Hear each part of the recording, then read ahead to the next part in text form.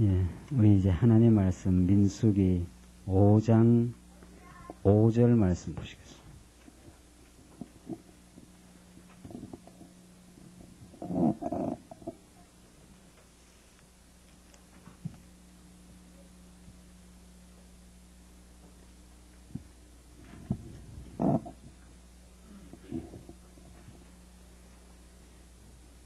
오늘 하나님 말씀 구약성경 민수기 5장 5절 말씀입니다.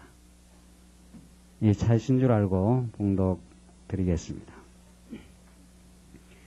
여호와께서도 모세에게 일러 가라사대 이스라엘 자손에게 이르라. 남자나 여자나 사람들이 범하는 죄를 범하여 여호와께 패역하여 그 몸에 죄를 얻거든 그 지은 죄를 자복하고 그 죄값을 온전히 갚되 5분지 1을 더하여 그가 죄를 얻었던 그 본주에게 돌려줄 것이요 만일 죄값을 받을 만한 친족이 없거든 그 죄값을 여호와께 드려 제사장에게로 돌릴 것이니 이는 그를 위하여 속죄할 속죄의 수양 외에 돌릴 것이니라. 이스라엘 자손의 거제로 제사장에게 가져오는 모든 성물은 그의 것이 될 것이라. 각 사람의 구별한 물건은 그의 것이 되나니 누구든지 제사장에게 주는 것은 그의 것이 되느니라. 10절까지 봉독 드렸습니다. 우리는 지금 민수기서에 나타난 하나님의 말씀을 지금 살펴가고 있습니다. 민수기 전체가 이제 이스라엘 백성들을 애굽에서 이끌어내셔서 이제 광야의 시련을 거치게 하시면서 하나님을 더욱 깊이 있게 배워가게 하시려는 하나님의 뜻이 담긴 말씀이 이 민수기서인데, 하나님은 이스라엘 백성들 애굽에서 이제 해방되어 나온 백성들, 그들은 아직도 하나님의 그 깊으신 섭리를 많이 깨닫지 못하고 이제 신앙적으로 말하면 어린아이와 같은 그 백성들에게 이제 광야의 시련을 거치게 하면서 점점 더 성장시키고 하나님의 여호와의 심을 그들에게 삶의 과정을 통해서 확정시켜 가시는데, 그 광야 시련을 거치기 전에 이 민수기 말씀을 보면은 광야 생활을 하나님이 준비하게 하시는 그 하나님의 자상한 섭리가 1장에서 9장까지 나타납니다. 그러니까 무턱대 놓고 광야의 시련으로 바로 끌고 들어가는 것이 아니라 하나님이 이스라엘 백성들 하여금 그 시련을 받을 만한 준비를 하나님께서 시켜주신다는 것, 이것이 하나님이 하시는 참으로 주도 면밀하시고 그 치밀하신 하나님의 섭리의 방식입니다. 그래서 1장부터 9장까지가 광야 생활의 준비의 말씀인데, 우리는 지난 주일까지 첫 번째 그 준비인 대열을 정비하게 하시는, 하나님께서 오합지졸처럼 광야를 걸어가게 하시는 것이 아니라 성막의 성소, 그 법궤를 중심으로 해서 이스라엘 백성들을 아주 그 진영을 체계적으로 잘 갖추게 하는 그 대열 정비를 시킴으로 첫 번째 준비를 하게 하신다. 이것이 오늘의 우리의 그 교회 생활과 너무도 방불한 하나님의 섭리의 말씀이라는 걸 우리는 확인했습니다. 두 번째가 성별을 하나님께서 또 예비하신다. 이스라엘 백성들 이제 광야 시련을 거치면서 많은 범죄를 하며 하나님 원망하며 불평하며 모세를 거역하며, 즉 하나님을 거역하는 삶을 살 수밖에 없는 그들에게 하나님은 미리 그들을 성별해서 그들을 거룩한 백성으로 이미 삼아버리시는, 그들의 행위와 관계없이 이스라엘 백성들을 거룩한 백성으로 삼아주시는 그 은혜의 하나님을 가르쳐줍니다. 이 은혜를 깨닫고 이스라엘 백성은 광야 시련으로 들어가게 됩니다. 그러니까 광야에서 범죄하고 타락해도 하나님은 이미 이스라엘 백성들을 행위와 관계없이 이미 거룩한 백성을 삼았습니다. 이게 이제 놀라운 복음이죠. 지금 많은 가르침은 우리가 하나님 앞에 거룩한 생활을 해야 하나님에게 합당한 용납받을 수 있는 자가 된다. 거룩한 백성이 된다. 그러니까 생활을 해야 거룩한 백성이 되는 것처럼 그렇게 많이들 전달이 되지만 그것은 복음과 정반대의 스토리입니다. 이미 하나님은 지금 민수기에 나오는 대로 앞으로 범죄하고 계속 원망할 백성들, 그러니까 우리 자녀들 낳아서 성장하면서 불평하고 원망하고 할 거 부모가 다 아시지 않습니까? 그러니까 그렇게 해도 그 이전에 하나님 부모가 사랑해서 자녀로 이미 삼아버린 겁니다. 그러니까 우리가 하나님의 자녀가 되는 것은 행위하고 아무 관계가 없는 거죠. 하나님의 전적인 은혜의 선물로 하나님 백성을 삼았다. 이게 성별입니다. 거룩하게 구별해내시는, 하나님이 거룩하게 이스라엘 백성을 은혜로 이미 사로잡아 주시는 그러한 역사, 그것이 5장부터 9장에 나타난 하나님의 섭리입니다. 우리는 그 첫 번째 그 5장에서 6장까지 내용이 그 성별 규례를 명하시는 내용 가운데 5장 전체가 불결한 자를 성별하는 규례입니다. 자, 보시면은, 자, 그러니까 이 성별을 예비하는데,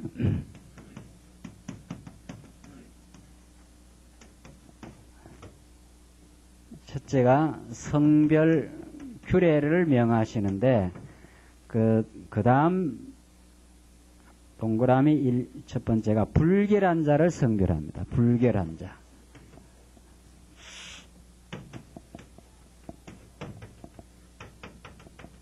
자, 성별, 이게 이제 하나님이 광야 생활을 준비시키는 그 하나님의 성비인데, 거룩하게 구별한다, 이런 뜻이죠. 거룩하게. 자, 거룩하게 구별해서 자기 백성을 삼고, 하나님은 그 거룩한 백성 앞에서 당신이 하나님이심을 확증하는 사건이죠. 그러니까 이스라엘 백성들은 지금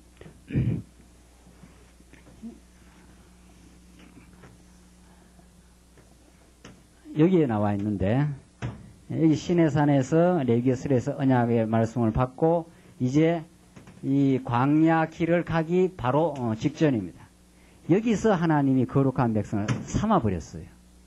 이렇게 잘 살아야 거룩한 백성 삼아서 천국 보내주는 게 아니고, 하나님은 이 백성들 이미 아브라함 때 이미 언약에서 자기 백성 삼고 지금 이 애굽으로 집어넣었다가 다시 이쪽으로 돌려내는 과정은 하나님이 주신 은혜를 은혜로 깨닫게 하기 위해서 지금 넣었다가 지금 이끌어내시는 과정입니다. 그러니까 애굽으로 들어갔다가 지금 해방되어서 광야길을 걷는 모든 과정이 하나님이 그들의 행위와 관계없이 은혜로 그들을 사랑했다는 그 사랑을 깨닫게 하는 과정이에요. 그러니까 그러면 여기서 깨닫게 하면 될 거 아니냐. 가나안 땅에서 이렇게 고통의 땅, 애굽, 방황의 땅, 광야를 그치지 않고 깨닫게 하면 되지 않나. 그게 안 된다는 거예요. 하나님이 못해서 안 되는 게 아니고 인간이 그렇게 하면 못 깨닫는다는 거예요. 인간은 그냥 은혜 가운데만 살면, 빛 가운데만 살면 빛으로 느끼지를 못하니까. 그러니까 한번 어둠에 집어넣고 이제 밝은 빛 가운데 건져내고 방황을 거쳐 방황이 종식되는 가나안 땅으로 들어가야 이제 인간이 깨달을 수 있는 거죠. 그러니까 모든 것이 합력하여 하나님의 그 선을 이루는 과정인데, 지금 이스라엘 백성은 애굽 400년 종살이를 하고 바로 나온 백성들이죠. 그러니까 애굽 400년 종살이 했으니까 이게 1, 2년도 아니잖아요. 참, 이 정말 중요한 내용이에요. 이게 400년. 성경에서 이 기한을 이렇게 정해놓는 이게 다 하나님의 뜻이 다 담겨 있는 거죠. 지금 400년 종살이하고 여기서 40년 거치는데 400년을 종살이 했으니까 이 종살이한 구습이 다 광야 생활하면서 다 배어져 있는 거죠. 그러니까 지금 이스라엘 백성들은 400년 동안 하나님 섬긴 게 아니고 우상을 섬기면서, 우상을 섬긴다는 건 자기 욕망대로 살면서 이런 뜻이에요. 그 신약적으로 해석을 가하면 탐욕이 우상 숭배라 그랬으니까, 신약에서는 내가 탐욕을 부리는 거는 하나님을 사랑하고 하나님 주신 거로 만족하는 게 아니고 내가 이 땅에서 욕망을 추구해야 되겠다, 그 말 아닙니까? 만족이 없다는 거죠. 그러니까 400년 동안이나 그렇게 살았으니까 이게 나와서 그 구습이, 그 섭욕이 배어있는 그 몸에 배인 습관이 그대로 지금 갖고 있는 거죠. 그 타락한 백성, 지금 이 민수기의 말씀에 비춰보면 더러운 백성이에요. 다 우상에다가 몸 바친 자들이죠. 호세아서 말씀 맥락을 빌리면은 남편과 더불어 사는 백성이 아니라 남편 떠나서 탕녀가 되어버린, 몸을 버려버린 그런 백성들이. 그런 백성을 하나님이 지금 깨끗하게 해주겠다는 거예요. 더러우니까 하나님이 거룩하게, 하나님께서 거룩하게 해주시겠다는 거예요. 그러니까 여러분과 저는 애굽에서 다 살다 나왔기 때문에 이 말하면 내가 또 언제 애굽에서 살았느냐. 이제 감각이 빨리 안 오면은 이집트는 그냥 옆에 제주도도 못 가봤는데 우리가 다 이집트 갔다 온 사람들이 애굽에 다 살던 사람이 영적으로 이 물질적으로 육적으로 말고 영적으로 우리는 애굽 400년 종살이 했던 사람이에요. 그러니까 하나님은 온데간데였고 전부 이방 신상 섬기면서 그렇게 살았던 백성들이거든요. 그러니까 그게 다 더러워져 있는 거죠. 다 남편과 더불어 사는 게 아니고 다른 남자하고 지금 몸버리며 다 살았습니다. 그런 만신창이 된 존재들이 우리가. 지금 그걸 깨달아야 오늘 민수기의 말씀이 복음으로 다가옵니다. 그걸 깨닫지 못하면, 그러니까 민수기는 출애굽기에 나타난 애굽 생활을 알아야 레위기, 민수기 다 연결이 되는 거죠. 그러니까 그렇게 모르면은 이게 그냥 답답한 말씀이에요. 뭐 여기 보면은 뭐 유출병 환자 어떻게 하라, 뭐 이런 이야기 계속 나오는데 이 실감이 안 나는 거죠. 그러니까 자기가 얼마나 하나님 앞에서 타락된 몸을 다 버려버린 그런 더러운 존재인데 하나님이 나를 완전하게 제사를 통해서 이미 출애굽기와 레위기에서 밝혀주신 그 제사 제도를 통해서 완전히 거룩하게 만들어요. 깨끗하게. 이게 복음이에요. 이게. 그러니까 우리가 뭐 잘 살아서 깨끗해지는 게 아니라는 거예요. 그게 이방 종교예요. 잘 살아서 거룩해진다는 거. 우리는 이미 하나님의 은혜로 거룩해진다는 거죠. 보십시다. 5절 보면 5절로 10절 어떻게 불결한 자를 성결하는가. 이제 봉독 드린 대로 여호와께 죄를 범한 자는 죄값을 드리라고 명하시는 내용 아닙니까? 조금 한번 읽어봅시다. 다시. 여호와께서도 모세에게 일러 가라사대 이스라엘 자손에게 이르라. 남자나 여자나 사람들이 범하는 죄를 범하여 여호와께 패역하여 그 몸의 죄를 얻거든. 그러잖아요. 몸의 죄를 얻거든. 다 이게 애국 종살이 하던 자들이기 때문에 나와서 막 계속 죄를 범하는 거거든요. 그렇게 하거든 7절 그 지은 죄를 자복하고 그 죄값을 온전히 갚되 5분지 1을 더하여 그가 죄를 얻었던 그 본주에게 돌려줄 것이요. 그 죄를 범한 그 죄를 다 갚아야 된다는 거예요.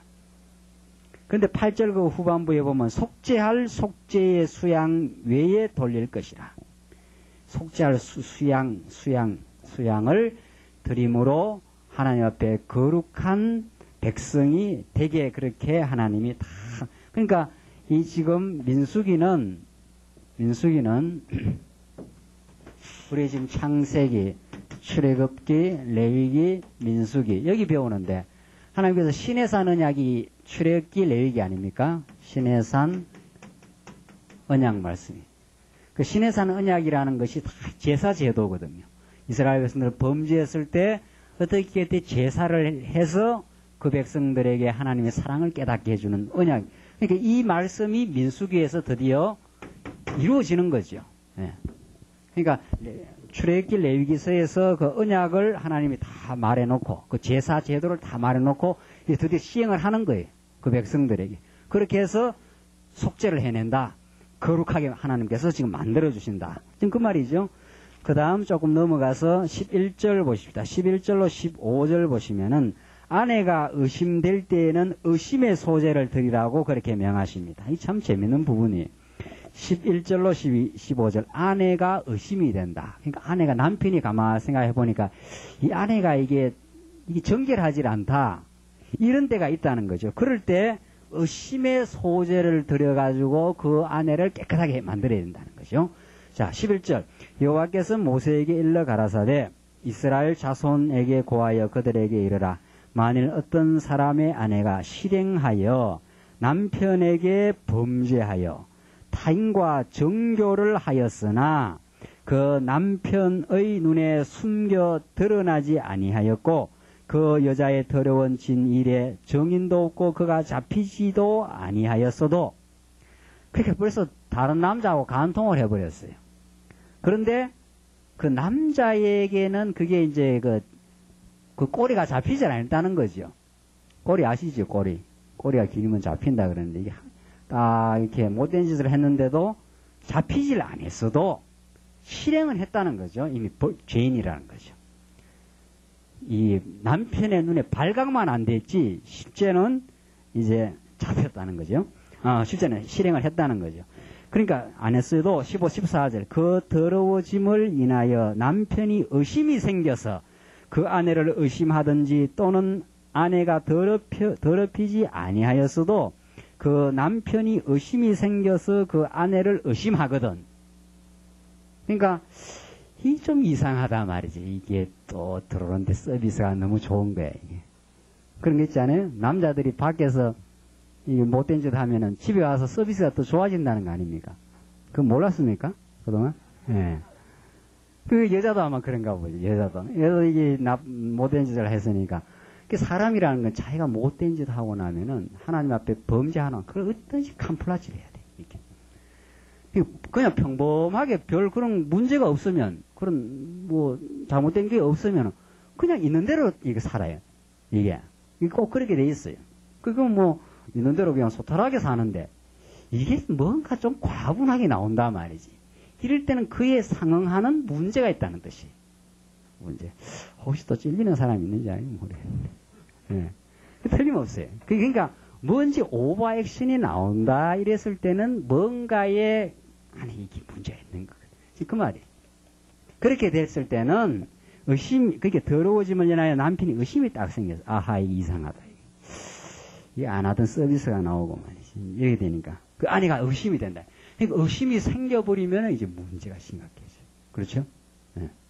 이 의심이 생겼다는 것은 두 부부 한 몸으로 살아가는 그 부부 간에 거리가 생긴다는 거예요. 그 믿음이 생겨서 살아가야 될 부부가 이상하다 이거. 근데 이상하긴 이상해도 그거 뭐 뚜렷한 증거가 없으니까 꼬리를 잡은 건 아니니까. 그러니까 괜히 멀쩡한 사람도 있는가 생사람 잡는 거 아닌가 해서 이렇게 잡을 수도 없고. 그렇다고 믿어지지도 않고. 이래 되면 이제 부부 간에 거리가 자꾸 생겨나가지 않습니까? 네. 이게 참, 이 부부라는 게 이거 못 속이는 관계 아니에요? 부부라는 게 이게. 이게 아름답고 신성한 관계거든요. 부부 관계뿐만 아니라 우리 성도 간의 관계도 마찬가지예요.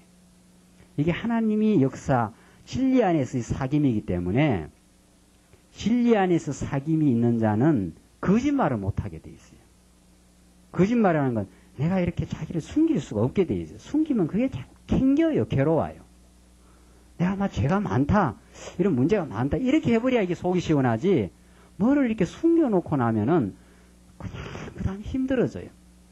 그게 언제나 그 다음 교제의 장애가 되고 또 장애가 되는 거예요. 그게. 반드시 그렇게 돼 있어요. 그 부부 안에 살아보면 그렇죠. 틀림없이. 틀림없이 그건 못 속이는 거예요. 그 영혼이 자꾸 찔려요.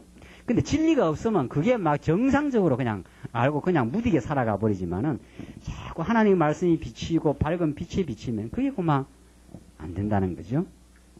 그렇게 되면은 그래 되면 문제가 심각해지는 거 아니에요. 그래서 그 아내가 의심이 딱 생기면은 15절 그 아내를 데리고 제사장에게로 가서 그를 위하여 보리가루 에바 10분지 1을 예물로 드리되 그것에 기름도 붓지 말고 유향도 두지 말라. 이는 의심의 소재요. 생각하게 하는 소재니 곧 죄악을 생각하게 하는 것이니라. 자, 그러면은 의심하는 여자하고 이거 맨날 살면 이게 이제 집안이 쑥대밭이 된다는 거죠.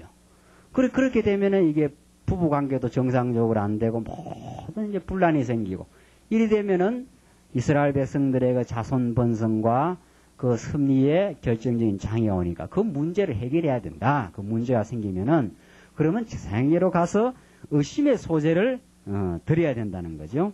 그것이 생각나게 하는 소재고 죄악을 생각나게 하는 것이라. 자, 이렇게 해서 그 제사장 앞에 가서 그 문제가 다 드러날 수 있도록 그렇게 해서 소재를 들여가고 그 문제를 해결할 수 있도록 그렇게 하라는 거예요. 이래야 이게 정상적인 가정으로 회복이 돼가지고, 그래서 이스라엘 백성들이 광야길을 걸어가면서 또 계속 생육하고 번성하며 건강한 가정이 되어서 하나님 앞에 영광 돌리면 그렇게 살 수 있다는 거 아닙니까? 이게 참 귀한 말씀이죠. 이게 이제 영적으로 우리는 성화해서 이제 해석을 해. 영적으로 성화해서. 이걸 우리한테 직접 뭐 가정적인 직접 이렇게 하는 게 아니라 우리가 하나님 앞에서 예수 그리스도, 우리의 남편 대신 그 예수 그리스도 앞에서 의심의 소재가 많거든요. 소지가. 우리 뭐 얼마든지 뭐 남편보다도 더 다른 남편, 세상 남편, 돈 남편, 명예 남편 다 섬기고 사랑하고 그렇게 우리 살아가지 않습니까? 그런 거 있을 때 그냥 그거 끙끙 앓고 있지 말고 제사장 대신 예수 그리스도 앞에 나가서 의심의 소재를 드려라. 그래서 그 죄악이 다 생각나고 발견되고 그렇게 죄악이 발견되지만은 재물을 다 드려가지고 깨끗하게 예수님 앞에서 정결하게 내 마음에 우설초로 다 깨끗하게 씻어가지고 하나님 앞에 용납받고 그렇게 살아가도록 하라 이 말이죠. 그러니까 이런 그 더럽혀지지 않는 아내가 없습니다. 여러분과 제가 다 예수님 앞에서는 다 아내의 삶을 살아가는, 그러니까 남자도 여자도 우리가 다 예수님 앞에서는 아내. 우리 남자들도 예수님 남편 앞에서는 다 이 여자들이거든요. 그러니까 우리 교회를 그리스도의 뭐라 그럽니까? 신부라 그러지 않습니까? 그러니까 우리 다 의심받을 만한, 예수님으로부터 의심받을 만한 다 범죄를 행하고 산 사람들입니다. 그러니까 나는 아까뿐에 제가 이 말씀 드리니까 나는 막 깨끗하다, 절대 그런 일 없다, 이렇게 생각하면 아직도 우리가 그 영적인 깊이가 없는 사람이지요. 그 사람은 그냥 세속적인 관점, 육적인 관점으로 사는 사람. 내가 뭐 언제 내 남편하고 뭐 남편 떠나서 바람 피웠단 말이지. 또 남자들도 나는 뭐 그런 일이 없다, 그런 거 아니에요. 그런 일이 설사 없었어도 하나님 앞에서는 우리 하나님을 얼마든지 떠나서 살았어요. 얼마든지 알고 무지무지하게 떠나서 살았죠. 그러니까 예수님의 딱 불꽃 같은 눈으로 비춰보면 다 그냥 의심받아 마땅한 존재들 아닙니까?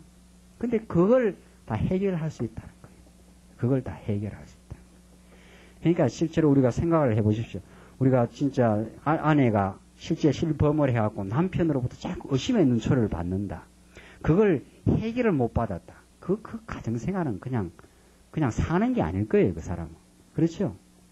그걸 말할 수도 없고 말 안 할 수도 없고 말이에요. 그런데 우리 예수 남편은 그 다 말을 해도 그걸 다 받아주고 깨끗하게 만들어줘서 더불어 데리고 살아준다는 거 아닙니까? 보통 이게 복음의 진리가 아니에요. 이렇게 하나님께서 우리를 사랑하심을 지금 성별의 예비를 통해서 더러워진 불결한 자들을, 그래서 의심받을 만한 자들을 다 정결하게 만들어주시는 하나님의 사역이에요. 그러니까 이 말씀은 누구에게나 다 적용되는 말씀이에요. 여러분과 저에게 전부. 16절 보십시다. 16절로 22절. 생각나게 하는 의심의 소재로 맹세하게 하라고 명하십니다.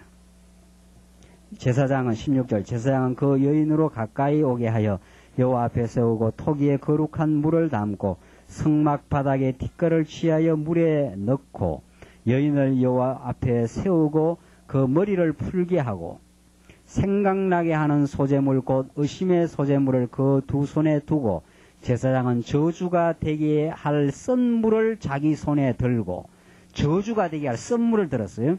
19절, 여인에게 맹세시켜 그에게 이르기를 내가 내 남편을 두고 실행하여 사람과 동침하여 더럽힌 일이 없으면 저주가 되게 하는 이 썬물의 해독을 면하리라. 그러니까 뭐 문제가 없으면은 저주가 임하지 않는다 이 말이죠. 20절, 그러나 내가 내 남편을 두고 실행하여 더럽혀서 내 남편 아닌 사람과 동침하였으면 제사장이 그 여인으로 저주의 맹세를 하게 하고 그 여인에게 말할지니라. 여호와께서 내 넓적다리로 떨어지고 내 배로 부어서 너로 내 백성 중에 저주거리 맹세거리가 되게 하실지라.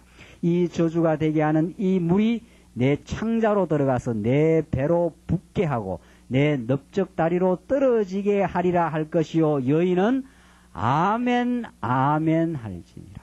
참 이거 그러니까 문제가 있으면은 제사장이 썸물을 딱 줘가지고 이제 그것을 그 배에다가 붓는다는 거죠. 그러면 그 물이 창자로 들어가서 배가 막 부어오르게 된다. 그리고 넓적다리가 떨어져 나가는 그런 그 저주가 이루어지게 된다는 거죠. 그렇게 되면은 여인은 아멘 아멘 할 것이요. 예. 이게 하나님의 말씀대로 그대로 되어진 일입니다. 이렇게 하라는 거예요. 이렇게. 이게 무슨 말이에요, 이게. 그러니까 참 이거 이 구약 해석하는 게 참 쉽지 않아요. 이거 뭐 어떻게 하라는 건지 이런 문제가 있으면 우리더러 뭐 이렇게 썸을 놓고 우리 그 헛배 부른다는 것이 있습니까? 뭐 무슨 배가 불러온다 그럽니까? 이거. 예, 뭐 이렇게 병 들면 부르는 배 있지 않습니까? 예? 무슨 배가 불러오는 거 뭐라 그럽니까? 예? 복수 차 갖고 올라오는 그런 건지. 자오지간 하여튼 배는 불러오고 넓적다리는 떨어지면 여자는 그걸 보고 아멘 하라는 거예요. 아멘. 이게 하나님의 정한 뜻대로 되었다. 그래서 저주거리가 되게 하고 맹세거리가 되게 하라. 이게 지금 언약 백성들을 그 범죄한 백성, 남편 떠나간 그 여인에게 하나님이 행하시는 지금 방식이에요. 그러니까 그 범죄를 하면 범죄의 대가대로 저주를 받게 해버리라는 거예요. 이게 성별이. 그러니까 이 말씀을 정말 우리가 복음적으로 해석하지 못하면 참 어려워요. 이게 이런 말씀이 어떻게 해석해야 되는 건지.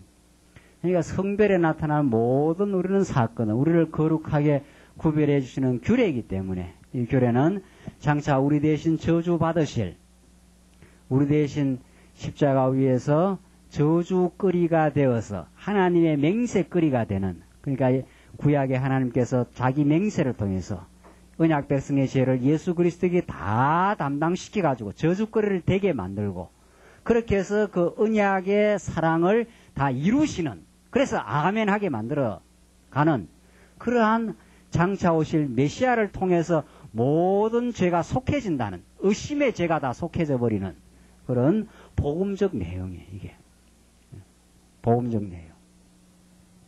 이 구약에는 이런 방식으로 한 거지요. 넓적다리가 떨어져 나가고 배가 불러오는 그런 게 하나의 그 표징이 되니까, 이러면은 이제 이 여인의 죄가 다 속해졌다. 그게 구약적 표징입니다. 그런데 이 모든 죄가, 이 저주가 우리는 그리스도 사건에서 완전히 온전하게 성취된 사건이에요. 우리는 그리스도의 십자가를 보면은 그가 찔리고 그가 상한 것으로 말미암아 그가 징계를 받음으로 우리가 평화를 누리고, 그가 찔리면 우리의 상함, 우리의 죄악을 인함이라.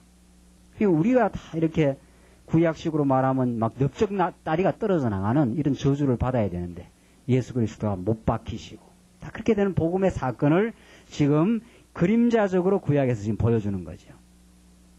그래야 이스라엘 백성 거룩해진다는 거예요. 그 거룩은 예수 떠나서 거룩해지지 절대 않는다 하는 것을 지금 보여주는 거죠. 23절로 28절.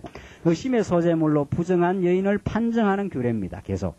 제사장이 그 저주의 말을 두루마리에 써서 그 글자를 그 썸물에 빨아 넣고, 이 굉장히 미신적인 행동이죠. 요즘으로 좀 말한다면은 미신적인 것처럼 보이죠. 글자를 그 썸물에다가 빨아갖고 막 넣는 거예요. 네.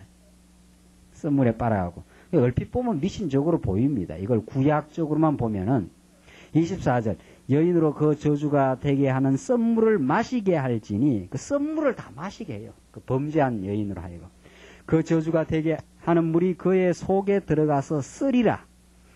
얼마나 쓰겠습니까? 썸물을 막 먹여버리니까. 제사장이 먼저 그 여인의 손에서 의심의 소재물을 취하여 그 소재물을 여호와 앞에 흔들고 가지고 단으로 가서 그 소재물 중에서 기념으로 한 웅큼을 취하여 단 위에 소화하고 다 불로 다 태우고, 이 말이죠. 그 후에 여인에게 그 물을 마시울지라. 그 물을 마신 후에 만일 여인이 몸을 더럽혀서 그 남편에게 범죄하였으면 그 저주가 되게 하는 물이 그의 속에 들어가서 쓰게 되어 그 배가 부으며 그 넓적다리가 떨어지리니 그 여인이 그 백성 중에서 저주거리가 될 것이니라. 그러니까 그 물을 마셨는데도 또 나가서 범죄를 하면은 어떻게 된다는 겁니까? 그 저주가 되는 물이 그 배 창자 속에 들어가서 쓰게 돼가지고 배가 막 부어오른다. 이러면 이 여자가 이게 범죄한 여자다 하는 걸 딱 이렇게 표적적으로 표시가 되도록 그렇게 알아차리긴다는 거예요. 그리고 그것뿐만 아니라 막 넓적다리가 떨어져 나가요. 넓적다리가 떨어져 나가면 어떻게 됩니까? 예. 넓적다리가 확 떨어져 나가면 대단한 그 고통이 있는 거지요. 그렇게 이제 백성 중에서 저주거리가 되리라. 저주거리가. 자, 이게 이제 민수기서에서 나오는 저주인데 조금 더 나가면 이 신명기 가면은 너희들이 언약의 말씀을 잘 지키면 너희들에게 복이 되고 말씀을 잘 지키지 않으면 너희들이 그 땅에서 저주를 받는다. 이제 신명기 가면은 점점 더 이 복과 저주에 대한 내용이 더 구체화돼서 나타나요. 더 구체화돼서. 그러니까 이 말씀을 잘못 해석하면 우리가 잘해야 복 받고 못하면 저주 받는다. 이런 어떤 인간 행동 차원에서 이 말씀을 해결하는 경우가 해설하는 수가 참 많지요. 그렇죠? 네. 근데 이 복과 저주가 전부 우리는 언약이라는 거 아닙니까? 언약. 하나님께서 다 이루실 것. 우리 대신 다 저주 받을 것에 대한 그림자의 예표다. 그러니까 구약에서 나타나는 모든 저주, 아골 골짜기에서 다 저주 맞아 돌 맞아 죽은 사건, 십자가 위에서 나무에 매달려서 죽는다는 사건, 이런 구약에 나타나는 모든 저주의 사건들이 다 총체적으로 예수 그리스도 십자가에서 이루어질 저주예요. 그게. 그러니까 구약의 율법에 나타나는 오늘 이 규례의 말씀에 나타나는 이 저주는 우리에게 가장 복음으로 다가오죠. 그렇죠. 이 저주를 내가 받아야 될까? 내가 내 넙떡자리가 떨어져 나가고 내가 배가 막 쓴 물에 배가 부어올라서 다 뒤틀려야 되는 거거든요. 우리가. 근데 우리 대신 예수 그리스도가 다 저주받아 주심. 그래서 이게 복음이 이 민수기에서 이 말씀이 우리에게 복된 소식으로 다가오는 거죠. 28절 그러나 여인이 더럽힌 일이 없고 정결하면 해를 받지 않고 잉태하리라. 자, 이게 잉태가 왜 중요합니까? 잉태가 왜 중요해요? 지금 계속해서 민수기는 자손들을 하나님께서 생육하고 번성해가는 그 복 가운데 이 민수기의 말씀이 있으니까 이렇게 범죄 안 했을 때는 넓적다리가 떨어져 나간다든가 이런 저주가 이루어지지 않고 그 여인이 잘 잉태를 하게 된다. 그렇게 해서 다 생육하고 번성하게 된다는 것을 지금 가르쳐 주는 거죠. 그 문제가 있으면 또 다 해결받는 거고. 그 다음 29절로 31절 의심의 법은 아내가 의심될 때에 행하라고 명하십니다. 이는 의심의 법이니 아내가 그 남편을 두고 실행하여 더럽힌 때나 또는 그 남편이 의심이 생겨서 그 아내를 의심할 때에 그 여인을 여호와 앞에 두고 제사장이 이 법대로 행할 것이라. 남편은 무죄할 것이요 여인은 죄가 있으면 당하리라. 자, 이렇게 해서 이 의심이 생겼을 때 이 법대로 그대로 해서 이스라엘 백성들의 그 순결을 하나님께서 지켜냅니다. 문제가 있으면 그걸 다 적발을 해낸다는 거죠. 하나님께서 다 밝혀낸다. 생각나게 하고 그 죄악을 다 기억나게 만들어가지고 그래서 제사 행위를 통해서 저주거리가 되게 할 자는 다 저주거리가 되게 하고 그런 자가 아닌 자는 다 깨끗한 것으로 판명되게 해서 이스라엘 백성들을 이끌어 가시는 하나님의 구약적인 섭리예요. 구약적인 섭리. 그러니까 우리 신약 시대 때도 하나님께서 우리를 계속 지금 순결하게 만들어 가시는 거죠. 정결하게. 우리가 전부 다 애굽에서 난 더러운 백성들이니까. 더러운 백성들. 그 더러운 자는 이 가나안 땅 못 들어가요. 그러니까 하나님께서 일단 예수 그리스도의 피로 우리를 정결하게 할 뿐 아니라 광야 생활을 거쳐가면서 옛사람의 타락된 행동을 다 점점 포기하게 만들고 그게 해서 다 괴롭게 만들어가지고 야, 이 옛사람대로 사니까 참 괴로운 거구나. 이걸 깨닫게 해서 하나님이 점점 새사람, 정결한 신부로 우리를 지금 깨끗하게 만들어 가시는 하나님의 복된 인도가 우리에게 있는 거죠. 그러니까 이게 우리의 무슨 행위의 노력으로 되는 게 아니고 전부 다 이렇게 소제를 드리고 의심의 제사를 드리고 이렇게 해서 우리의 옛사람을 처복종시켜 나가시는, 옛사람을 점점 없애 나가시는 하나님의 복음적인 섭리를 지금 이 말씀 속에 드러내요. 이게 왜 필요한가? 이 민수기, 이 성별의 예비가 이렇게 하나님이 다 거룩하게 만들어 놓고 이제 광야로 집어넣는다는 거죠. 의심될 만한 거 다 정리시키고, 다 정리시켰어. 자, 이런 거 이렇게 보면은 우리 신약시대 때 우리가 하나님의 그 깨끗한 말씀을 정말 우리가 받고 지금 듣고 있다는 것은 우리 자신을 하나님께서 너무도 잘 하나님 앞에 거짓말 못하게. 그러니까 거짓말 안 한다는 것은 내가 죄가 없다는 뜻이 아니고 요한 1세의 말씀대로 내가 죄 많다고 고백하는 게 하나님 앞에 정직한 거예요. 그게 거짓말 안 하는 거라 그러잖아요. 그게 바로 하나님의 말씀에 빛이 비치면 가능합니다. 그 고백을 할 때 막 속이 시원한 거죠. 하나님 앞에 이제 다 밝혀냈으니까. 날 사랑하는 자 앞에서 내가 내 모든 걸 다 밝혀낸 거니까. 그러니까 연애할 때는 그거 잘 못 밝히죠. 그렇죠? 연애할 때는 손 좋은 것만 드러내, 좋은 것만. 자기 성격도 좀 좋은 쪽으로만 드러내고, 자기 집안의 가문도 좀 이렇게 엄섬한 거 이런 건 잘 말도 안 해요. 말도 안 하고, 뭐 집안에 다 좋은 것만 있다고. 그게 이제, 그러니까 연애라는 거는 가만히 보면 그게 온전한 사랑의 결합이 아니에요. 나중에 살아봐야 돼. 살아보고 점점 사랑이 더 깊어보면은, 아유, 우리 가문에 이런 문제도 있다고, 어려움도 있다고. 아유, 그렇게 됐느냐고. 이제 그렇게 해서 더 사랑이 깊어져 가는 건데, 뭐 반짝 연애할 때는 뭐, 참보다 뭐, 옷도 나갈 때는 막 거울 앞에서 최고 좋은 것만 입고 나가잖아. 최고 좋은 것만. 깨끗하게. 그게 뭐 그렇게 깊은 사랑이 있겠어요? 따지고 보면. 이게 참 사랑은 빛 대신 그리스도 앞에서 있는 대로 다 드러날 때, 온전히 다 드러날 때, 그래도 예수님이 사랑해 주거든. 이때 온전한 사랑을 우리는 만끽하는 거죠. 그때 우리는 그리스도를 떠날 수 없음을, 이렇게 내가 허물이 많고 의심받을 만한 넓적다리가 떨어져 나가야 되는, 배가 막 부어 올라가지고 내 죄를 고백하지 않으면 안 되는 이런 형편없는 죄인인데도 다 그 백성들 하나님이 하나도 버리지 않습니다. 다 버리지 않아요. 대신 다 그리스도를 통해서 저주받게 하고 우리 언약 백성 다 불러가지고 지금도 하나님께서 지금은 이제 생활을 통해서 깨끗하게 만들어가는 거죠. 점점 생활을 통해서 깨끗하게. 어떻게? 옛사람 생활 그대로 놔두기 위해서 그게 얼마나 괴롭다는 것도 깨닫게 하고. 그렇게 해서 우리 속사람을 자라게 만들어 가시는 하나님의 놀라운 섭리를 우리는 이 말씀 통해서 확인 받을 수가 있습니다. 6장 보십시다. 6장. 두 번째로 나실인의 성별 규례입니다. 두 번째.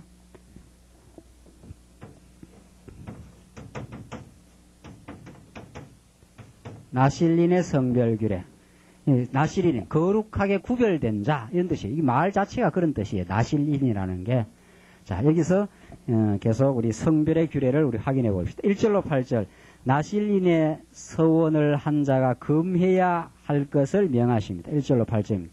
여호와께서 모세에게 가라사대 이스라엘 자손에게 구하여 그들에게 이르라. 남자나 여자가 특별한 서원 곧 나실인의 서원을 하고 자기 몸을 구별하여 여호와께 드리거든 포도주와 독주를 멀리하며 포도주의 초나 독주의 초를 마시지 말며 포도즙도 마시지 말며 생포도나 금포도도 먹지 말지니 자기 몸을 구별하는 모든 날 동안에는 포도나무 솟아는 씨나 껍질이라도 먹지 말지며 그 서원을 하고 구별하는 모든 날 동안은 삭도를 도무지 그 머리에 대지 말 것이니라. 이거 누구 생각납니까? 예, 삼손 생각나지 않습니까? 예, 삼손이 바로 나실인입니다. 구별된 자. 자기 몸을 구별하여 여호와께 드리는 날이 차기까지 그는 거룩한 자, 그 머리털이 길게 자라게 할 것이며 자기 몸을 구별하여 여호와께 드리는 모든 날 동안은 시체를 가까이 하지 말 것이요. 그 부모 형제 자매가 죽은 때에라도 그로 인하여 몸을 더럽히지 말 것이니 이는 자기 몸을 구별하여 하나님께 드리는 표가 그 머리에 있음이라. 자기 몸을 구별하는 모든 날 동안 그는 여호와께 거룩한 자니라. 그러니까 남자나 여자가 특별히 서원을 해서 나시린의 서원을 해서 하나님께 드리면 이러이러한 일은 꼭 행해야 된다는 거예요. 포도주 먹지 말고 독주 먹지 말고 머리에 삭도 대지 말고 이렇게 구약식으로. 그러니까 머리가 자꾸 길 거 아닙니까? 그러니까 딴 사람들은 먹는 포도주 이런 거 안 먹으니까 저 왜 저러느냐 하면은 저 사람은 하나님께 특별히 구별해서 드려진 사람이다 하는 것을 구약시대 때 표징으로 드러낸 거라는 거죠. 이 나시린의 구별 사건 마찬가지 장차 오실 누굽니까? 전부 그리스도 사건이에요. 그러니까 어심의 소재, 나시린의 규례 전부 다 구별된 자로서 오실 우리를 거룩하게 구별하실 예수 그리스도 사건이에요. 그러니까 구약에는 그러니까 이런 외형적인 나시린을 보면은 저 사람 특별한 사람이다. 우리하고는 특별히 구별된 사람이다. 이렇게 알듯이 이 세상 사람들과는 구별된 하늘로서 내려오신 특별히 구별된 자 예수 그리스도에 대한 예표예요. 그러니까 우리가 거룩해지는 건 우리가 행동해서 거룩해지는 게 아니라 위로부터 내려오신 참 나시린 구별함을 받은 예수 그리스도 사건을 믿게 됨으로 거룩해진다. 하는 것을 지금 나시린 사건을 통해서 드러내요. 그러니까 삼손도 마찬가지죠. 삼손도 구약 사사 중에 한 사람인데 삼손을 통해서 이스라엘 백성이 구원을 얻는 것처럼 삼손이 마지막 죽음으로 대승리를 이루지 않습니까? 그게 나시린. 장차 오실 메시아의 그 예표적 인물이라는 것을 우리 알 수 있지요. 그 다음 9절 보시면은 9절로 12절 보시면 서원자가 더럽혀졌을 때의 속죄 제사 규례를 명합니다. 자, 이렇게 하다가 이제 서원한 사람이 이제 더럽혀졌을 때는 또 속죄할 수 있는 방법도 있다는 거예요.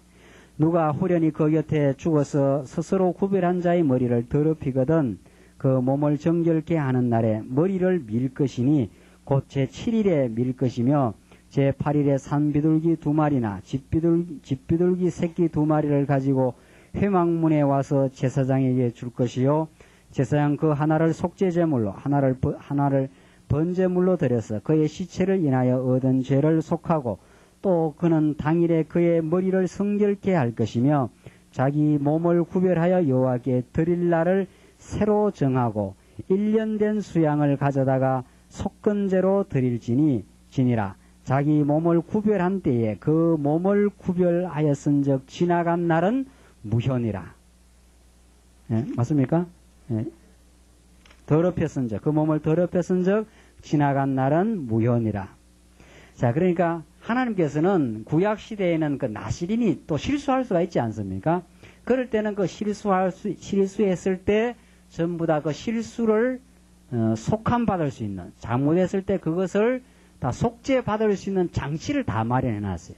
이게 이제 앞으로 민수기 이스라엘 백성들 이 광야 생활에서 그대로 다 반복되는 내용들이에요. 그러니까 지금 성별의 예비는 실수할 수밖에 없는 이스라엘 백성들 400년 종살이하고 나온 죄로 물든 백성들에게 그들이 범죄했을 때마다 속죄의 장치를 마련해 놨어요. 딱 제도적으로 구약의 이 규례라는 제도를 통해서 이게 얼마나 하나님의 자비한 섭리인지 몰라요.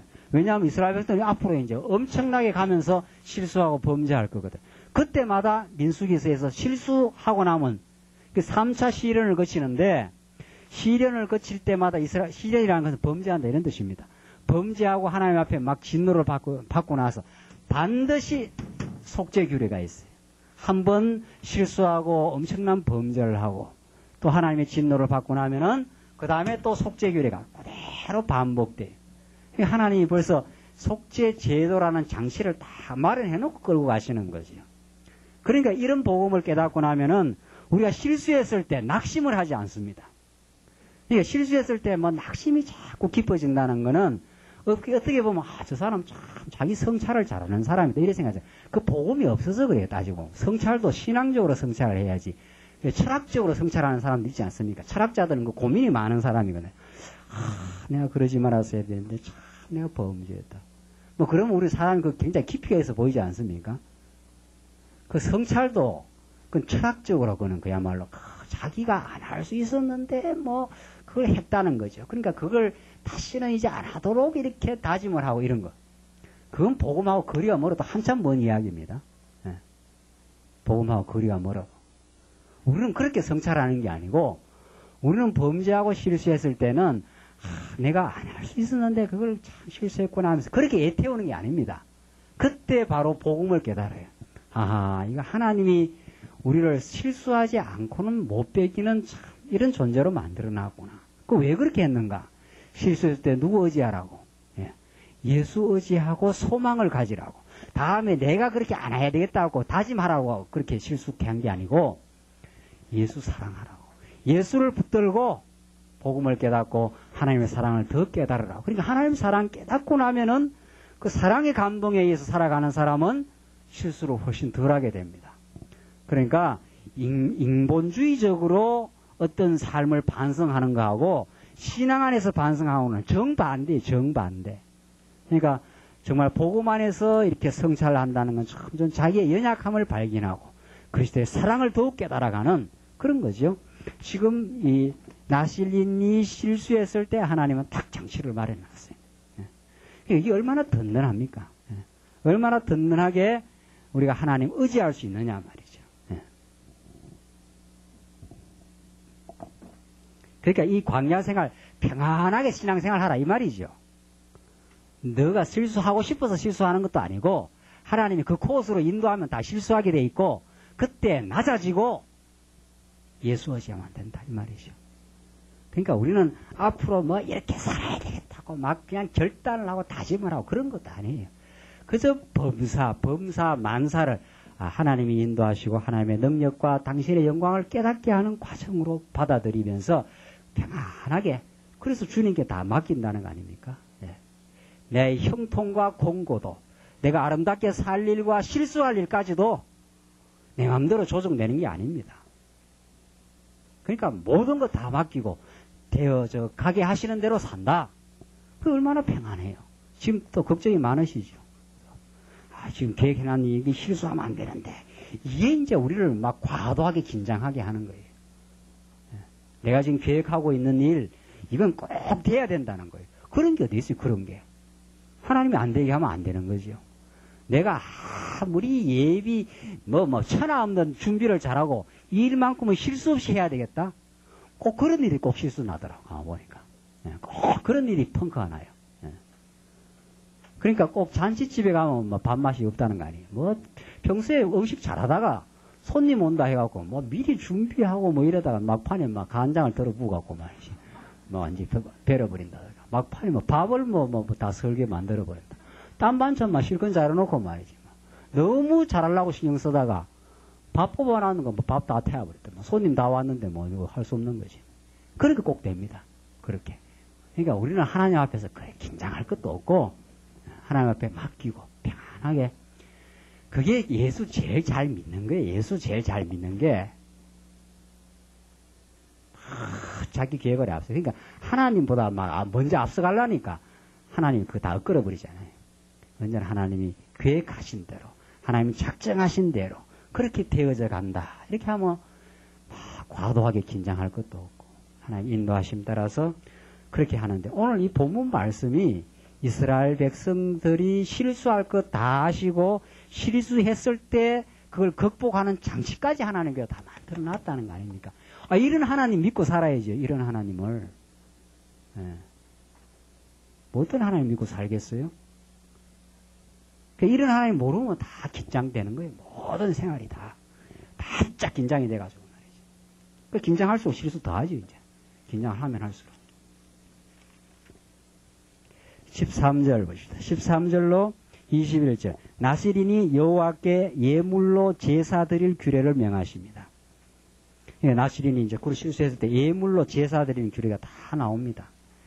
나실인의 법은 이러하니라. 자기의 몸을 구별한 날이 차면 그 사람을 회막문으로 데리고 갈 것이요 그는 여호와께 예물을 드리되 번제물로 1년 된 흠없는 수양 하나와 나오잖아요. 흠없는 수양.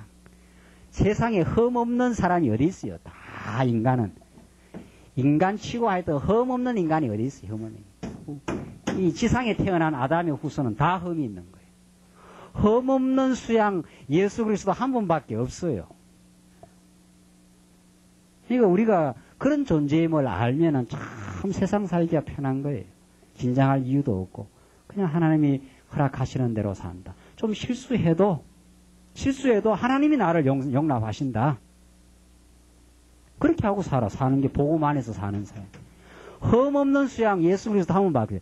이분을 통해서 우리는 흠 없는 자녀가 되는 거지. 실제 뭐 흠이 없어서 흠이 없는 게 아니라 말이죠. 흠투성이죠. 흠투성이. 흠 없는 게 아니라 뭐 흠투성이. 머리끝에서 발끝까지 그냥 만신창이 되어 있지 않습니까? 요새는 가만 그런 내 자신을 이렇게 생각하고 우리 가족들 이렇게 생각하니까 그러니까 다수가는 또 장애인들이 장애인. 뭐 이야기하다 보면 또 빗나간다, 또 어그러진다. 오늘 아침 식사하면서도 한 사람은 고추장 좋아하고 한 사람은 고추장 안 좋아하고 한 사람은 너무 좋아하고 또 안 좋아하고 이게 다 뭐 좀 비정상이에요. 비정상적인 장애아들끼리 사는 거예요. 근데 장애인끼리 사는 게 그게 얼마나 멋있는 줄 아십니까? 그거 모르죠, 여러분들. 자기가 온전한 완전한 자라고 생각하는 그 사람이 제일 골치 아픈 사람이에요. 따지고 보면. 자기가 장애인 줄 알고 살면 그게 제일 행복한 사람이에요. 왜? 한 사람은 눈물 없고 한 사람은 뭡니까? 다리가 좋으니까. 그 두 사람 만나면 환상의 커플이 되는 거 아니? 그거 몰랐죠? 그 놀라운 비밀을 몰랐죠? 그리고 한 사람은 다리가 튼튼한데 눈은 멀었으니까. 한 사람은, 뭡니까? 그러니까 한 사람은 눈 멀었고 한 사람은 다리가 절고. 그러니까 그 사람 다 업으면, 두 사람 완전히 이거는 정말 환상적인 커플이 되는 거죠. 절로 갑시다. 튼튼한 사람 없고 쫙 가고 한 사람 눈 잘 보이니까 그렇게 사는 거예요. 우리 예수 믿고 사는 게 다 그런 거예요. 우리가 완전한 자가 어디 있어요? 완전한 자가. 근데 우리는 그저 남이 완전하길 바라고 그리고 또 자기도 완전하기를 자기 완전하지도 않는 사람이 뭐 완전한 척 한다고 또 껍죽대고 말이죠. 그러고 사니까 이게 이제 스트레스가 많고 충돌이 많은 거예요. 그 다른 사람 실수 어그러진 거, 이 사람 저렇게 좀 약간 장애인이구나 말이지. 그건 내가 보충해야 되는가 보다. 그리고 또 나도 장애가 있잖아요. 여러 가지로. 잘 모르시죠? 제가 얼마나 장애인인지. 장애가 많으니까 그 상대방이 그래서 상대방을 하나님께서 독처하지 말라고 붙여주셨는가 보다. 그렇게 사는 겁니다. 그렇게. 그 멋진 만남을, 그 아름다운 지체의 만남을, 그게 교회를 이루고 사는 거예요. 왜 전도사는 뭐를 잘 못하느냐, 어느 집사는 뭐를 못하느냐, 이렇게 하고 사는 거 아니고, 하나님이 이런 은사를 주셨지만 저런 장애를 주셨구나. 그러니까 우리가 더불어 사는 거죠. 그러니까 우리가 그리스도 안에서 자꾸 복음을 깨달아 간다는 것은 남 판단하는 거 아닙니다. 누가 누구를 판단해요? 그래서 남을 통해서 하나님을 보는 거죠. 하나님이 저렇게 해놓으셨구나. 그러니까 하나님 알지 않고는 절대 교회 생활, 가정 생활 아름다워지지 않습니다. 그만큼 아름다운 거예요. 그만큼 아는 만큼. 더 깊이 알면 더 깊고 새로운 하나님의 사랑의 섭리를 우리는 털없이 만나고 삽니다. 흠없는 수양 대신 예수 그리스도 한 분밖에 없어요. 우리는 이분을 통해서 흠 많은 우리들이 성별하게 된다. 거룩하게 된다. 이게 성별의 예비예요. 성별의. 나시린에게 하나님 지금 그렇게 하시겠다는 거예요. 하나님이. 그거 알고 살면 정말 우리는 죄를 가지고 기쁨으로 삽니다. 죄 없이 기쁘게 사는 게 아니고 죄를 가지고 예수 때문에 기쁘게 사는 거죠. 이게 복음 아닙니까? 네. 복음 간단하지 않아요. 근데 그 간단한 논리를 모르는 거지 우리가. 자꾸 잊어버리는 거죠. 네. 아주 완전해서 모든 거 잘해서 이래 잘하려고 하니까 그 어느 천년에 완전해집니까? 죽는 날까지 안 되는 게 그게. 그때 그 죽는 날까지 그냥 허덕거리다 사는 거예요. 완전해지도 않는 거 완전하려고 계속 보동보동 하다가 마음의 감사와 평강은 다 잊어버리고. 근데 하나님이 우리 흠 많게 해놓았다. 근데 우리 받아주신다. 흠 없는 어린 양을 십자가에서 제물로 드리고 우리를 영원히 속죄해 주셨다. 이 복음의 원리가 우리의 삶에 깊이 파고듭니다. 이 복음의 원리가 파고들기 시작하면 우리 생활에서 지혜가 생긴다는 거예요. 여유가 생기고 삶을 이해하는. 틀림없어요. 지금 보십시오. 우리 광야에 이제 한 횟수로 한 8년 됐는데 훨씬 많이 달라졌어요. 확실히 그래요. 지금까지 막 문제를 하나님께서 노출시키는 부분도 많았지만은 그 문제가 노출될수록 우리는 좋다는 거예요. 문제가 많이 노출돼야 딱 해답이 떨어질 때 그게 진짜 해답으로 기능하는 거거든요. 그 예수 그리스도는 우리의 영원한 해답인데, 완전한 해답이신데, 지금까지 문제를 하나님께서 많이 노출시켰어요. 그러나 점점 그 문제가 노출될수록 우리의 죄악성이 드러나고 흠집이 드러날수록 우리를 완전하게 하시고 우리의 영원한 해답이 되시고 정답이 되어주시는 예수 그리스도의 복음이 점점 부각되지 않아요. 점점. 그러니까 예수 떠나서 못 사는 거예요. 우리는 이제. 그 예수 안에 더욱 감사가 더욱 넘치는 거고. 그렇게 지금 하나님께서 끌어가시잖아요. 이게 복음의 원리, 우리의 섭리의 원리입니다. 섭리의 원리. 흠없는 수양 하나와 속죄제물로 1년 된 흠없는 어린 암양 하나와 화목제물로 흠없는 수양 하나와 15절 무교병 한 강 광주리와 고운가루에 기름 섞은 과자들과 기름 바른 무교 전병들과 그 소제물과 전제물을 드릴 것이요. 이건 뭐 드릴 때 얼마나 감격하겠습니까? 흠 많은 자들이. 16절로 제사장들은 그것들을 여호와 앞에 가져다가 속죄제와 번제를 드리고 화목제물로 수양에 무교병 한 광주리를 아울러 여호와께 드리고 한 소제와 전제를 드릴 것이요. 자기 몸을 구별한 나시리는 회막문에서 그 머리 털을 밀고 그것을 화목제물 밑에 있는 불에 둘지며 자기 몸을 구별한 나시린이 그 머리 털을 민 후에 제사장이 삶은 수양의 어깨와 광주리 가운데 무교병 하나와 무교전병 하나를 취하여 나실인의 손에 두고 여호와 앞에 요제로 흔들 것이며 그것과 흔든 가슴과 든 넓적 다리는 성물이라 다 제사장에게 돌릴 것이며 그 후에 나시린이 포도주를 마실 수 있느니라. 이는 곧 서원한 나시린이 자기 몸을 구별한 일로 인하여 여호와께 예물을 드림과 행할 법이며 이 외에도 힘이 미치는 대로 하려니와 그 서원한 대로 자기 몸을 구별하는 법을 따라 할 것이니라. 자, 이렇게 해서 다 속죄제물 하나님께 예물을 드려가지고 그 하나님 앞에 제사를 다 드리는 그 방식을 다 주었습니다. 이게 하나님이 나시린을 구별하고 또 범죄했을 때 다 속죄해주는 하나님의 사랑의 배려입니다. 22절 마지막으로 여호와께서 이스라엘 자손들에게 복을 명하십니다. 자, 이렇게 제사 행위를 다 하게 하고 마지막 복을 명하시는 장면인데 22절 여호와께서 모세에게 일러 가라사대 아론과 그 아들들에게 고하여 이르기를 너희는 이스라엘 자손을 위하여 이렇게 축복하여 이르되 여호와는 내게 복을 주시고 너를 지키시기를 원하며 여호와는 그 얼굴로 내게 비치사 은혜 베푸시기를 원하며 여호와는 그 얼굴을 내게로 향하여 드사 평강 주시기를 원하노라 할지니라. 복과 뭐가 연결됩니까? 평강이 연결되죠. 하나님이 이스라엘 백성들에게 복을 주시고 그 얼굴을 비추면은 이스라엘 백성들에게 뭐가 찾아온다? 뭐가 찾아온다? 평강이 찾아온다. 성도 여러분들, 여호와의 얼굴 떠나서 평강이 없습니다. 하나님의 복음의 진리를 떠나서 우리에겐 참된 평강이 없음을 이 본문이 너무도 정확하게 말씀해줘요.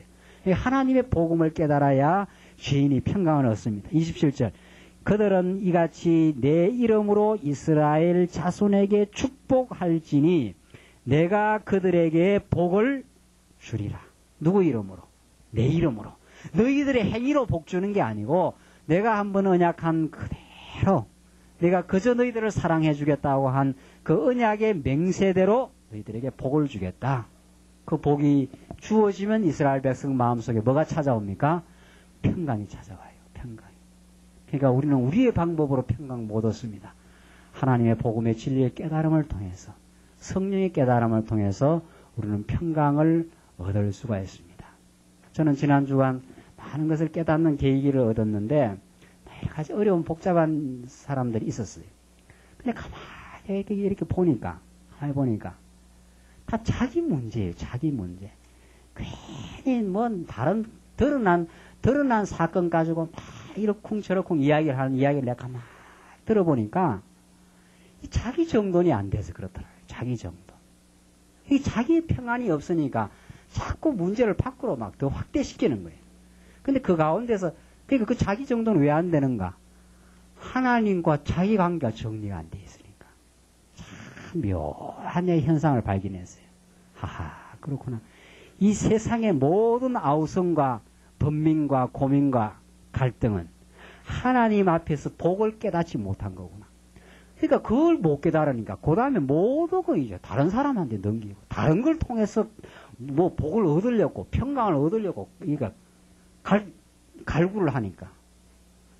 그러니까 없는 재산, 없는 집에서 뭐 제사가 자주 돌아온다고. 이게 무슨 뭐 가지고 있는 건 없는데 서로 막 내놔라는 거예요. 서로. 이게 이 세상 아니에요. 세상. 세상 아우성이 그거예요. 이게 지금 뭐 재산이 없거든요. 없는 데서 서로 막 위해 주라 서로 어떻게 하라. 이게 해결 안 나요. 해결은 어디서 납니까? 어디서? 위로부터 풍성한 복이 내려오면은 서로한테 서로를 갈구하지 않아요. 서로 뭐 잘해주라 말라. 위로부터 풍성한 복을 받으면 오늘 민수기 말씀대로 여호와의 복이 임하면 각자 마음에 평강이 와요. 평강이 오는 사람 다른 사람 탓하고 그러지 않아요. 절대로. 오히려 다른 사람이 걷길로 나가거나 다른 사람이 자기한테 해를 끼쳐도 그 사람이 긍휼하게 여기지. 그러니까 이 안에서 해결 안 납니다. 절대로 인간은 이 세상 안의 원리에서는 해결이 없어요.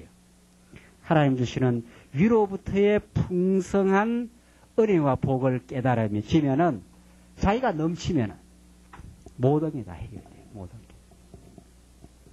그러니까 이걸 모르고 가만히 보니까 여기에 있는 이걸 모르니까 그럴 수밖에 없더라고요. 다 아우성이에요. 다 난리예요. 난리. 서로 잘했다. 서로 못했다. 서로 네가 잘했다. 서로 내가 잘났다. 오늘 이 본문 말씀은 이스라엘 백성들 애굽에서 나와서 400년 종살이 하면서 다 범죄하고 더럽혀진 백성들이. 그런데 하나님께서 이들을 다 속죄할 수 있는 성별의 규례를 주시고 의심받을 만한 자들에게 하나님께서 소재를 주셔서 다 의심을 청산시키고 나시린을 구별할 뿐 아니라 이스라엘 백성들에게 복을 주시고 그들에게 마침내 그 복을 통해서 평강을 주시는 여호와 하나님. 그 살아계신 하나님이 오늘 이 광야 같은 세상, 이 죄악 세상 가운데 범죄한 몸을 가지고 살아가는 우리들에게 우리 스스로는 평강 얻을 수 없음을 깨닫게 하고 하늘로부터 우리에게 참된 평강을 주시는 우리 하나님 아버지입니다. 그 하나님 의지하고 모든 것 다 맡기고 우리 참 평강 안에서 신앙생활 하시기를 바라면서 이 말씀 전거해 드렸습니다. 기도하십시다. 자비하신 하나님 아버지, 하늘에 신령한 복음이 없어서 이 세상이 얼마나 갈등하고 괴로워하고 정말 평강을 얻어보려고 행복을 얻어보려고 이 땅에서 저 땅으로 비틀거리며 살아보지만은 그것이 얻어질 수 없음을 우리는 이 말씀 통해서 깨닫게 하심을 참으로 감사합니다. 우리 하나님 앞에서 얼마나 우리가 흠집 많은 죄인임을 발견하게 하시고 그러나 우리에게 언제나 속죄의 제사를 주셔서 이스라엘 백성들을 구원해 내시고 하나님 앞에 돌아오게 하시듯이 우리 예수를 우리에게 보내주실 뿐 아니라 성령을 보내주셔서 이 말씀 깨달으며 살아갈 수 있는 놀라운 행복 가운데 주심을 감사합니다. 우리 서로 부족하고 하나님 앞에 흠집 많은 인간이지만 이제 그리스도 안에서 풍성한 진리의 말씀을 깨달아 서로 덮어주며 서로 사랑하며 참으로 이 땅 위에서 천국을 느끼며 하나님 경배하며 살아갈 수 있도록 인도하시옵소서. 모든 것 감사하며 예수님 이름으로 기도하옵나이다. 아멘. 우리 교회 소식 전해드리겠습니다.